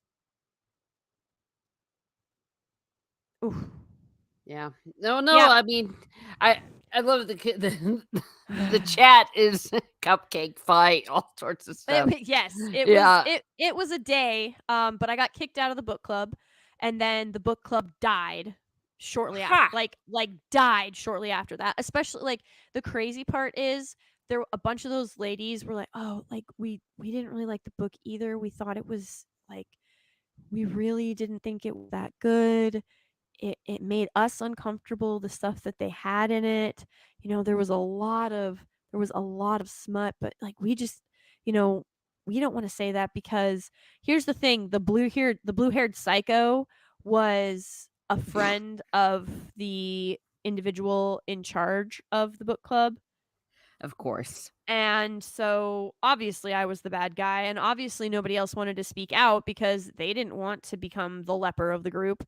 And No good deed ever goes unpunished. Whenever you're the person that stands up for people, then you become the villain.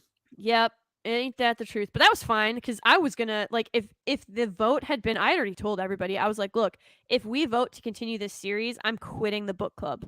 It's not worth it. And then I was asked to leave, and I was like, well, if this is the caliber of individual that you want in the book club, then I don't need to be a part of it. So, yeah, one way or another, I was gonna leave. They were like, "Yeah, you're kind of scary," and I'm like, "I'm really not. I'm really not scary at all." But that's that story. It Yeah. wasn't a muffin. It was a cupcake. Okay, Lady Cupcake Gravemaster, that's your new name here. Hello, Common Goody. Nerd, Hi, and Anna Common Nerd. Pink Cat. If I'm missing anyone coming in, I do apologize. Cowards always let this happen. Can't stand cowards. Yeah, we don't like cowards here at Miss Martin Muses. Well, a lot of people haven't seen my evil side. I've warned. There's a situation where I have warned my evil side. It's like you don't want to see it. You do not want to see.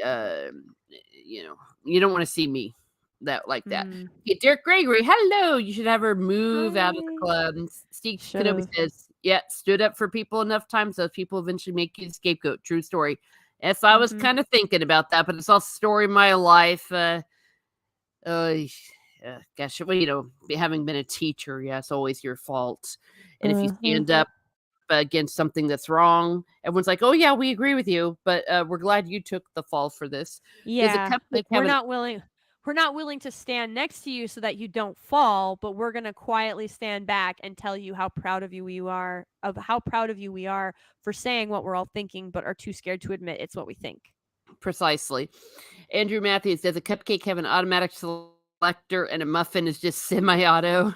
Yes, exactly. Corey Carkin, this is how men got into women's sports. No one said, yep, that's exactly right. Aw, you do deserve a hug. Yes, hi, Hound 3000. Great to see you. Well, believe it or not, we still have one question left. That was a long Rule 7.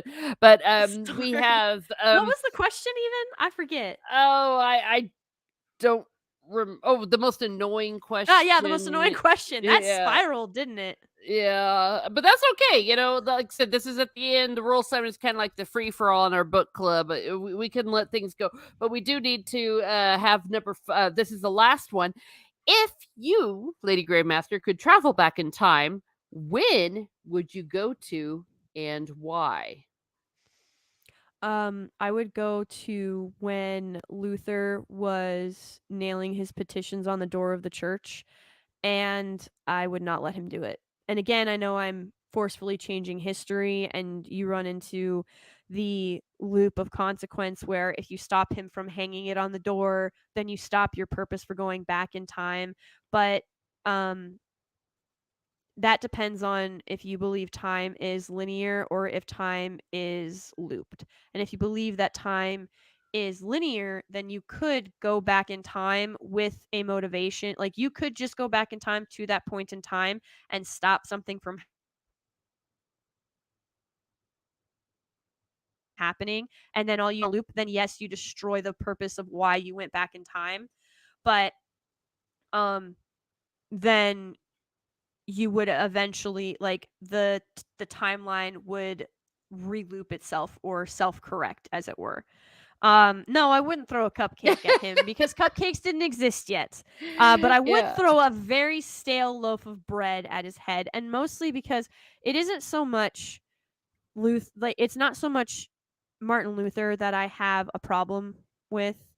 It is it's the people who, because he never wanted to start a new religion. He simply had concerns and he Yeah. had issues with the church. And that's fine. You're allowed to have that. But the people who used that as catalyst to splinter off of the church and cause I mean, in Germany to this day, it depends what side of Germany you're from. You will be either Lutheran or Catholic. Like, it's Well, and the very. slaughters that happened Oh God, as a result. yes. Yeah. Absolutely. And so I would, yes, it would be a time paradox. But again, if you think that time is linear, I would still have the knowledge that it happened. Um and therefore my motivation, yeah, I know. Whoops, she said it I'm out sorry. loud. She said it out loud. Well, see, but if I go back and stop Luther, then that never happens anyway. Also, fun fact, Henry VIII never makes the Church of England. Like so much happened because of his Well, his showmanship. he had well, that's a whole other different. Maybe we'll do a Catholic explaining on the Reformation because remember when I started studying it, it completely changed my life. Because of course I wasn't told what really happened because they don't like to talk about what really happened. I mean, because it's 99 Theses. Yeah, but that's the least of the problems I have with what Yeah. happened with him. Yeah. I mean, because actually some of the and even the church agreed with him in many points on that. But Well, yeah, and Stieg. Oh, I want to correct Stieg though, because he always corrects me. Yes, it is Lutheran where you were baptized, though technically baptism is baptism. It's not like sometimes I know that people will say incorrectly, like I was baptized Catholic or I was baptized Church of England or something. But you're baptized into Christ. There's one baptism, and if it's a valid baptism, so I just because I felt like I needed to Catholic explain that. But yes, the main church in your country is Lutheran. Though, as you know, I found some Catholic ones in there. There's a few. There's a few there. Yeah. scattered, but they're Yeah. there. Well, they still have the Catholic. Well, we won't even go into that. A Catholic explaining episode. Stay tuned for Catholic explaining where we can all get mad. Okay, can we stop the rings of power? Again, if we stop Luther nailing stuff on the door, I don't think Rings of Power happens either. Yeah, well, that is the sola scriptura Wait, no, what did I call it? I called it, yeah, it was the sola scriptura of the Lord of the Rings. What happened? Have you considered using hard stale cupcakes as ammo for a sling gravy? Says Steve. Dang. Yes, absolutely, Jacob. Henry VIII used the Reformation. Yeah, he didn't Yes, give a he crap. did. He just He wanted to wanted- get a divorce. Yeah, he wanted a divorce. The Catholic Church wouldn't honor it because the divorce was so like technically, regardless of what anybody says, um, he what he did was blasphemy, and he committed adultery 5 times against his first wife because his marriage was never actually He was a bigamist. absolved. Yeah, Yeah. it was never annulled. His marriage was never annulled to his first wife. So I can only imagine, like, if he's standing in front of St. Peter, oh man, to be a fly Well, on look at that all cloud. the saints he killed. Oh my It's god. like, oops. Like, Well, Elizabeth did more, but don't get me started yes. on her. But well, check this out though. Technically, okay, I'm Team Catherine of Aragon, of course. That was a valid baptism. Though Yes. technically, once Catherine of Aragon died, he was free to marry. And though at the time he was married to, well, invalidly because his wife was still alive, to Anne Boleyn. But once Anne Boleyn got beheaded, he was free to marry at that point. And so Yes. Jane Seymour was all okay, except for the fact that I think there's some rules about if you kill your own wife, it may not be a good idea to yeah, but no, Yeah. you're right, Jacob Ironside. You're absolutely right. The whole Reformation, actually, the political part of it. I mean, there was obviously very sincere people with sincere beliefs, and they were taken advantage of in that. Absolutely. But Stieg 100%. says the Lord's truth right here, once again coming from Stieg. I have burned scars from the baptism very. They used acid water instead of holy water. That's what No, happened there. he jokes that, yeah, I know. yeah, nah, no, he completely understands Christianity. He didn't even have to read any Thomas Aquinas. I'm still bitter at him over it. He's like, hey, you know what? I'm thinking it might be like this. I'm like, I hate you so much. Oh no! I'm not going to read that aloud. I can't believe you put that I up on am the not screen. going to read that aloud. Oh my goodness. Gosh darn it. Oh boy, yeah. Yeah, we're starting to really go when we're starting to make holy water burning jokes and all that. And well, whatever the hell Steve just did. I do. But yeah, if I could travel back in time, it would be to when Luther nailed those to the door and caused and was the catalyst for a schism. There had obviously been, like, again, that's a Catholic explaining episode. There had been some discontent and some concern within the church, but rather than attempting to correct it, it was just allowed to fester. And unfortunately, history does repeat itself. Vatican II. What? Well, okay.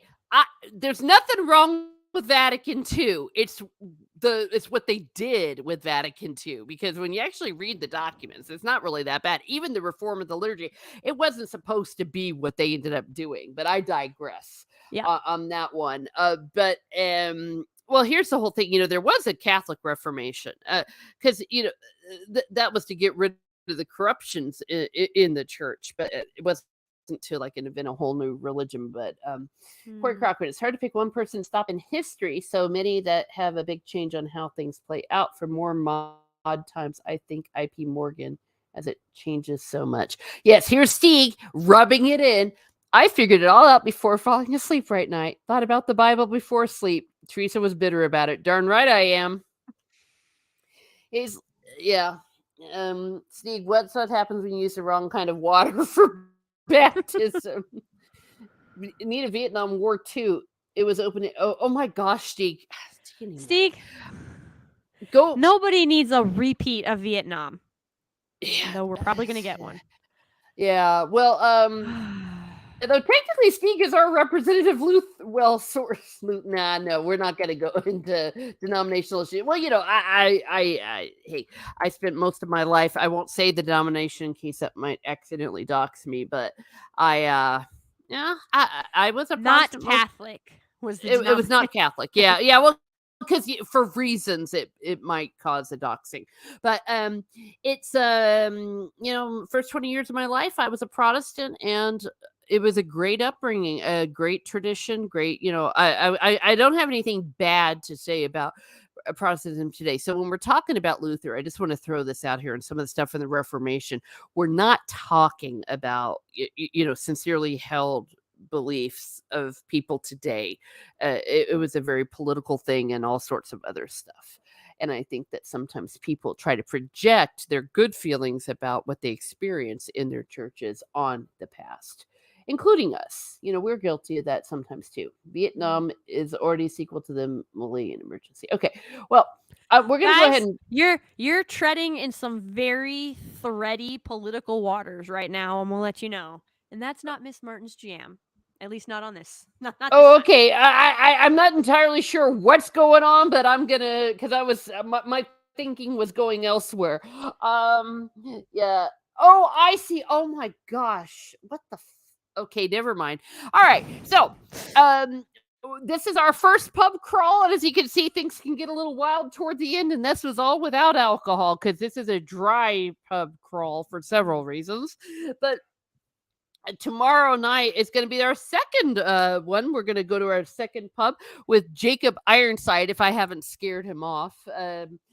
He'll come back, where he will be taking us to a pub in England with photography. Apparently, he is a photographer, so everything all about that. So come and hang out there, and I've got some other people lined up, and again, trying all over the world. We want to talk about things that are good and fun and wholesome. And well, wait, they don't have to be wholesome. We don't. I try to be wholesome at Miss Smart Muses. It always fails miserably, but good, as I say, good place to get together to discuss where everyone can enjoy themselves. And if you're not on the live stream, I guess you can drink. But I always tell people, never, never drink on a live stream. It never ends well. He's still here. Good. Well, he's going to be here tomorrow night. Well, I didn't know after you heard this Rule 7 thing and all that. It's like, he's like, oh my gosh, I'm going to be doing this tomorrow night. But as you can see, you can make it as crazy as you want or as innocent as you want, Jacob. But yes, so please stay tuned. It'll be at the same time. And there is not a set time or day. It just worked out like this because of my life. So out there, if I contact you or we can stay in touch, it can be anytime, any day or night. Steve says him. Oh, him. Oh, I see what he's saying. Mm-hmm. Oh, as a photographer. Oh, okay. Yes.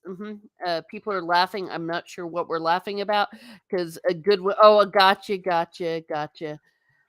If he is a photographer, you can frame him more easily. Oh my gosh. Well, Stieg and hey, his sad jokes. yeah, well, watch it. It should be fun. I'm excited about that because I am not a photographer. So I do appreciate the art behind that. Corey Crocker, to change history, you don't do it with the big names, take out the people who support them. Absolutely. Well, it's just like the same way with jerks on the internet. I don't blame the jerks. I blame the people that enable the jerks. I look at the enablers. You hear that? I am pointing the finger of judgment at enablers right now. But you can't see it. Well, or I guess it'd be the pedal of judgment. Well, tell me where you're going to be, Lady Gravemaster. Well, you can find me on Twitter. I do have Instagram, though I'm rarely on it. And I do have a YouTube channel. I just did a live stream earlier today on my channel, and I did one last night with Maza, and I did one Wednesday night with Steeg. So I've got 3 new live streams up on my channel. And I should have hopefully part 1 of 3 of a video series that I'm gonna drop hopefully by Monday. So that's the goal. Mm-hmm. Well, there you So. go. There you go. Make sure And you guys subscribe to Miss Martin Muses. She's fantastic. aw, well, thank you. Yes, I would appreciate that. Getting to that final stretch toward 2000 or 2000, 1000. Woo-woo. Yay. So, well, several reasons, but yay. I love it here and I love you all, and I like seeing all the new faces tonight. So please stick around if you would, and I don't have a Guinness or something on me. I do have Lady Gravemaster's YouTube in the description. But, if any of my mods want to go ahead and throw that in to make life easier for everyone, please go ahead and do so. Andrew Matthews goes, watch for development news of that next pub crawl. Yes, exactly. See, that's the whole thing. It's going to be like a train. So, Lady Gravemaster, your pub, which is Loch Lager, is going to be put at the end of the trailer, and then Jacob's will be there. And so, as each person joins in, everyone's going to see the pub that we've all been to. Nice. I love it. Like Caesar, if you ate away just one of his commanders, he loses in gall and dies early. Or takeaway, yes. Well, you see, we have deep thoughts here on Miss Martin Muses. Absolutely. So, what am I doing? Oh, I've been doing some biography. So if you like fantasy writers, speaking of traveling writer, I went to see Robert E. Howard's museum and did a video essay on that. I did then Robert Jordan, and my Brandon Sanderson one will be coming out tomorrow. I'm going to continue with those because I just really love them, and I like to share these authors, and nonfiction is my jam. We're going to be continuing with Magician Master not tomorrow, but a week from Saturday, a week from tomorrow, which will be our 10th and final one of our book club, because we've had this going for 2 years. So we're going to end with a bang with Raymond E. Feist's Magician Master. What does Steve say? Asterix and Obelix presented Caesar's victory in Gaul. It is known, yes. Yes, and if you don't know what we're talking about, okay, you gotta read Asterix. I blame that one on Steve too. Yeah, that's a good one. That was good. Yeah. All right. Well, have a great day, everyone. Have a great day, and be certain to be a traveling writer.